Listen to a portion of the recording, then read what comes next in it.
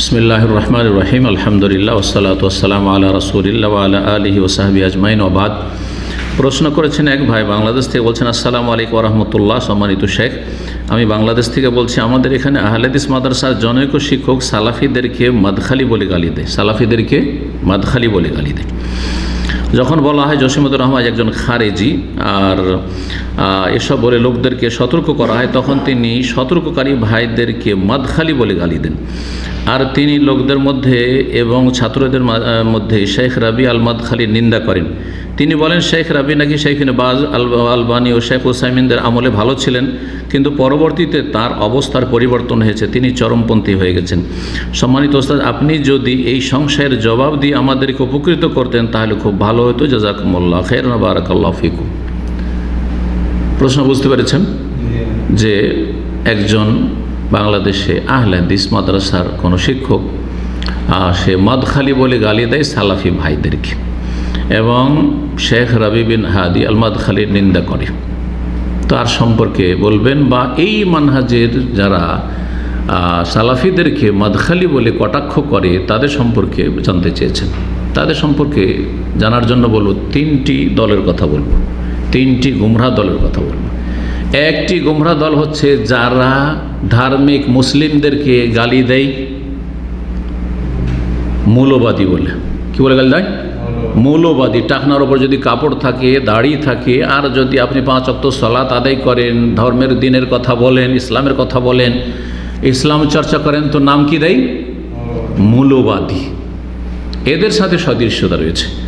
আর আরেক দল গুমরাহ রয়েছে যারা তৌহিদ প্রতিষ্ঠাকারী, শিরক মুক্ত জীবন যাপন করে এবং বিদআত মুক্ত জীবন যাপন করে, সুন্নতের অনুসারী, তাদেরকে ওয়াহাবি বলে গাল দেয়। তাহলে গাল কয়টা হইল? মৌলবাদী আর ওয়াহাবি, আর আরেকটি গাল হচ্ছে মাদখালি। এই তিনটি গাল। যারা মাদখালি বলে গালি দেয় তাদের সদৃশ্যতা রয়েছে এই দুই গ্রুপের সাথে। এখন মৌলবাদী বলে গালি দেয় কারা? মৌলবাদী বলে মুসলিম, ধার্মিক মুসলিমদেরকে যারা গালি দেয় তারা দুই শ্রেণীর আছে। এক শ্রেণী হচ্ছে বিজাতি, অমুসলিম কাফের, যারা ইসলামকে বরদাস্ত করতে পারে না, তারা মুসলিমদেরকে কি বলে? মৌলবাদী বলে গাল দেয়। আরেক দল আছে যারা মৌলবাদী বলে গাল দেয়, তারা আমাদের ঘরের শত্রু, ঘরের মূর্খ, মুসলিম জাতির অন্তর্ভুক্ত, মুসলিমদের সন্তান, কিন্তু তারা বেদিন হয়ে তারা কি হয়েছে? প্রতিপালিত হয়েছে। তারা লেখাপড়া করেছে, দুনিয়ার লেখাপড়া করেছে, কিন্তু ইসলাম সম্পর্কে কিছুই জানে না।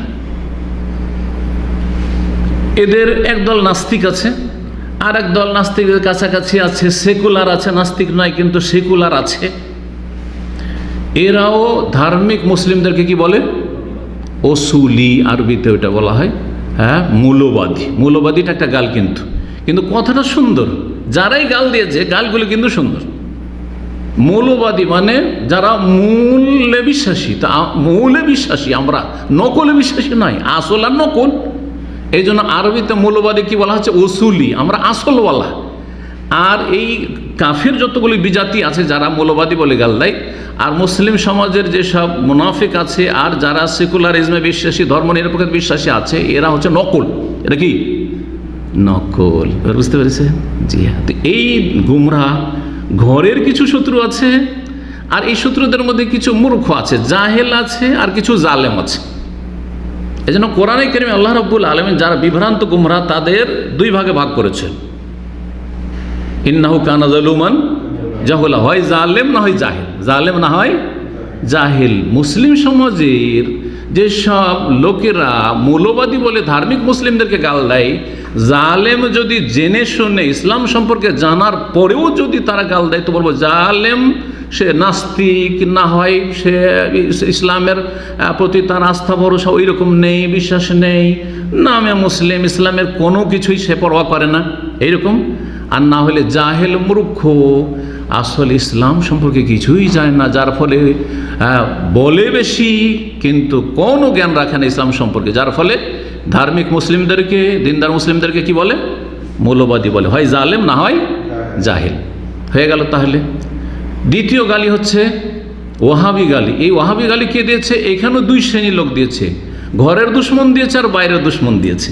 বাইরের দুশ্মন, ভারতে যখন স্বাধীনতা আন্দোলন চলছিল ইংরেজদের থেকে, তখন ব্রিটিশরা দেখলো যে স্বাধীনতা আন্দোলন, আমাদের বিরুদ্ধে যারা আন্দোলন চালাচ্ছে দেশ স্বাধীনের, তারা সবগুলি কিন্তু আহলুল হাদিস, আহলে হাদিস, সালাফি, টাকার উপর কাপড় পরে, রফায়দান করে, সালাত আদায় করে, আমিন জোরে বলে, এরাই আগে আগে মানে অগ্রণী ভূমিকা পালন করছে ইংরেজদের বিরুদ্ধে যুদ্ধে বা জেহাদের ফতোয়া এরাই দিয়েছে, এদের ওলামায়ে কেরামরা দিয়েছে বিশেষ করে। তখন তাদের নাম কি দিল? ওয়াহাবি।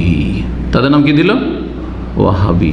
আর আরব দেশে সেই সময়কালীন শাইখুল ইসলাম আহমদ আব্দুল্লাহ রহমতুল্লাহ আলের দাওয়াতের কাজ চলছিল, তৌহিদ সুন্নতের দাওয়াত, সালাফি দাওয়াতের কাজ চলছিল। এদেশ থেকে তুর্কি আমলে যে শিরক আর কুফরিতে ভরে ছিল, গাছের পূজা, মাজার পূজা, বাকির কবরস্থান, মদিনা কবরস্থানে মাজার পূজা, মক্কার কবরস্থানে মোয়াল্লাতে কবর পূজা, এগুলির যখন উৎখাত চলছিল, এক ইলমি শক্তি মোহাম্মদ আব্দুল্লাহ রহমতুল্লাহ আলী মুজাদ্দিদের, আর এক হচ্ছে রাষ্ট্রীয় শক্তি হচ্ছে ইমাম মোহাম্মদ বিন সৌদ রহমতুল্লাহ আলের। এই যে আলে সৌদ বর্তমান যে শাসক পরিবার, তাদের পূর্বপুরুষ রহমতুল্লাহ আলাইহিম, যারা দুনিয়া থেকে চলে গেছেন আর যারা আছেন আল্লাহ তাদের হেফাজত করেন। তার নাম ছিল মোহাম্মদ আব্দুল ওয়াহাব। তারাও শিরকের বিরুদ্ধে এখানে করে দাওয়াত দিচ্ছেন এবং তারা মেহনত পরিশ্রম করছেন আর শিরকে উৎখাত করছেন। আর ভারত, বাংলাদেশ, পাকিস্তান তখন যে অখণ্ড ছিল, সেখানেও শিরকের বিরুদ্ধে আহলে হাদিসরা যে দাওয়াতি কাজ করছে, তারা ইংরেজ বিরোধী। তখন ইংরেজরা ওইখানে নাম দিল কি, যে এরা তো ওই যে আরবের ওয়াহাবি রে, হ্যাঁ, ইংরেজদের দেওয়া নাম হচ্ছে, বাইরের শত্রুরা এই নামটা দিল কি, তৌহিদ সুন্নতের অনুসারী এবং শিরক বিদআত মুক্ত যারা, তাদের নাম দিল ওয়াহাবি। এটা হচ্ছে বাইরের শত্রু, ইংরেজ খ্রিস্টানরা দিল। ঘরের শত্রু এই তুর্কিরা, আর ভারত, বাংলাদেশ, পাকিস্তান যত সুফিরা, যত মাজার পূজারীরা, যত বিদাতি মিলাদি কেয়ামিরা, তারা দেখলো যে আমাদের তো ধর্ম ব্যবসা সব গেল, হ্যাঁ, পেট পূজা সব গেল, এইসব মিলাদ কিয়াম সব উঠিয়ে দিবে, মাজার পূজা উঠে যাবে, পীর মুরিদের ব্যবসা উঠে যাবে। তখন ভারতের আহলে হাদিসের নাম দিল ওয়াহাবি, যে এরা সেই ওয়াহাবি যে আরব দেশ মোহাম্মদ আব্দুল ওয়াহাবের অনুসারী যারা রয়েছে ওই দলের এরা ওয়াহাবি। তো এই নামটি দুই শ্রেণীর শত্রুরা দিয়েছে।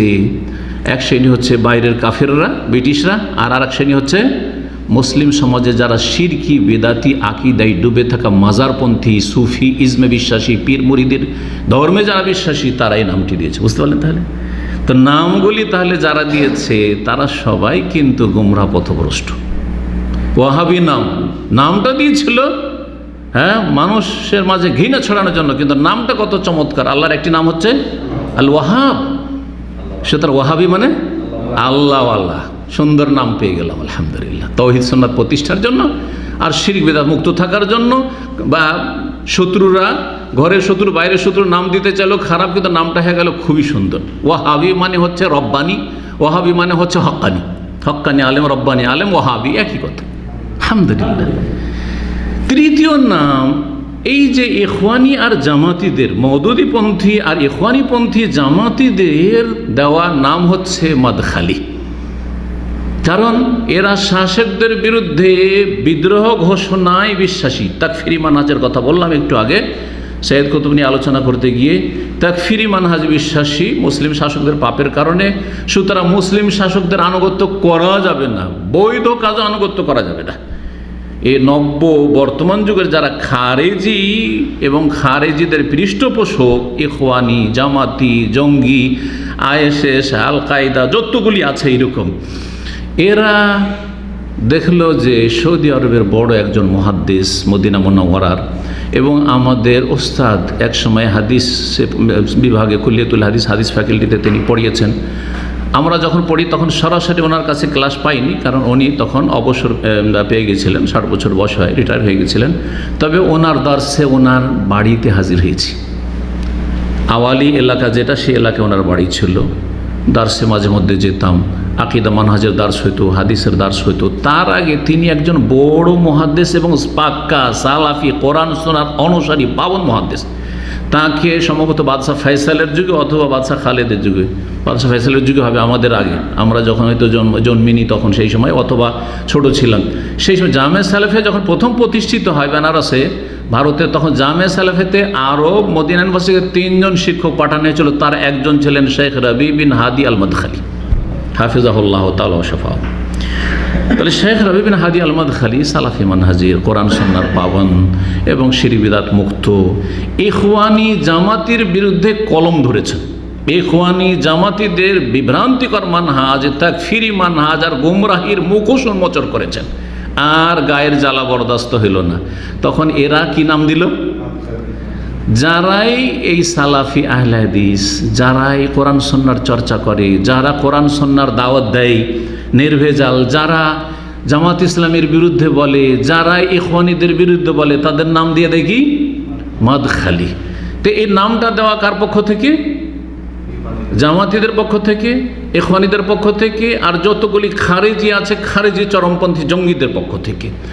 কিছু মূর্খ আহলে হাদিস আছে, তার মধ্যে এই শিক্ষক যার কথা বলছেন, নাম আহলে হাদিস, আহলে হাদিস মাদ্রাসার শিক্ষক, কিন্তু এ হচ্ছে মূর্খ। তাহলে এদের মধ্যে 2 রকম রয়েছে, ইন্নাহু কানা যালুমান জাহুলা। এ জাহেল আহলে হাদিস হওয়া সত্ত্বেও সালাফিদেরকে মাদখালি বলে গাল দেয়, সে একমাত্র জাহেল।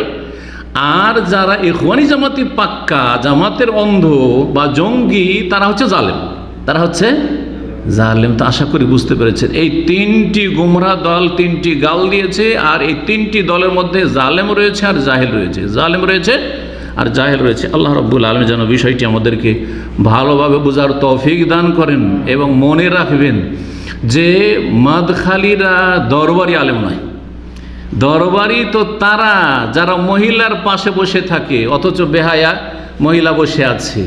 মাদখালি কি বলছে, দরবারি তো ওরা যারা ভোটের জন্য এবং ক্ষমতা দখলের জন্য একবার এই মহিলার কাছে যায়, একবার ওই মহিলার কাছে যায়, যার তার সাথে বসে, নেতাদের সাথে বসে সেলফি তুলে একসাথে তাদের সাথে ইফতার করে। কোন সালাফি আহলে হাদিস আলেমকে দেখেছেন যে তাদের সাথে তাদের ছবি আছে মহিলাদের সাথে? দেখেছেন কোনোদিন? ডক্টর আব্দুল বারী রহমতুল্লাহ আলাইহির ছবি দেখেছেন কোনোদিন যে তাদের সাথে ছবি তুলে বসে একসাথে ইফতার করছেন? হ্যাঁ, এগুলো করেছেন? না না না, কখনো করেননি। সালাফি আলেম এগুলো করতে যাবেন না। আর যদি কেউ করে তো সেটা দলিল নাই, সেটা দলিল নাই। ব্যতিক্রম যদি কেউ হয়, তাহলে মনে রাখবেন যে যারা কোরআন সুন্নাহর অনুসারী, কোরআন সুন্নাহয় যা কিছু স্পষ্ট সালাফি মানহাজ তাই স্পষ্ট করে, এবং তারা জানে যে সরকারের পাপের কারণে তাদের বিরুদ্ধে বিদ্রোহ ঘোষণা করলে দেশে শান্তি কায়েম হবে না, অশান্তি বেড়ে যাবে, জাতির নিরাপত্তা ছিনিয়ে নেবে, এবং কাফেররা এটাই চায়। এই জন্যই তারা বলে যে ফাসেক শাসক হইলেও, গুনাহগার হইলেও, পাপী হইলেও তাদের আনুগত্য করো, ফিল মানশাতি ওয়াল মাকরে, মন চাইলেও করো আর না চাইলে করো। যেমন রাসূলুল্লাহ সাল্লাল্লাহু আলাইহি ওয়াসাল্লামের হাদিসে দিক নির্দেশনা রয়েছে, যতক্ষণ পর্যন্ত স্পষ্ট কুফরি না দেখবে, স্পষ্ট কুফরি দেখলে তোমার কাছে ওয়াইন্দাকু মিনাল্লাহি বুরহান, অকাট্য দলিল থাকতে হবে। আর তারপরে এই নয় যে যদিও স্পষ্ট কাফের হয়ে যায়, একটা স্পষ্ট কাফের নয়, তারপরে যদি হয়ে যায় তারপরও ক্ষমতা আছে কি না, এর চাইতে ভালো অবস্থা তৈরি করার, এইটাও দেখতে হবে। আল্লাহ রাব্বুল আলামিন যেন এসব বিষয়গুলো বুঝার তৌফিক দান করেন। এবং আবার বলছি, যারা মাদখালি বলে গেল দেয় তারা হয় মূর্খ জাহেল, আর না হলে জালেম, যাদের কথা বললাম এদের কথা বলে হলো। আর যারা ওয়াহাবি বলে গেল দেয় তারা হয় ঘরের দুশ্মন, শিরকি আকীদার লোক, আর না হলে বাইরের দুশ্মন, আপনার ইহুদি নাসারা। আর যারা মৌলবাদী বলে গাল দেয় তাদের কথা বললাম। আল্লাহ রাব্বুল আলামিন যেন আমাদের এই কথাগুলির মাধ্যমে মানব জাতির সংশোধনের তৌফিক দান করেন, এবং দ্বীন ইসলাম হচ্ছে মধ্যম পন্থা, আল্লাহ যেন মধ্যম পন্থা গ্রহণের এবং অনুসরণের তৌফিক দান করেন, মধ্যম পন্থার উপর আল্লাহ যেন অটলতা দান করেন। ওয়া সাল্লাল্লাহু ওয়া সাল্লাম আলা নবিয়িনা মুহাম্মদ ওয়া আলা আলিহি ওয়া সাহবিহি আজমাইন।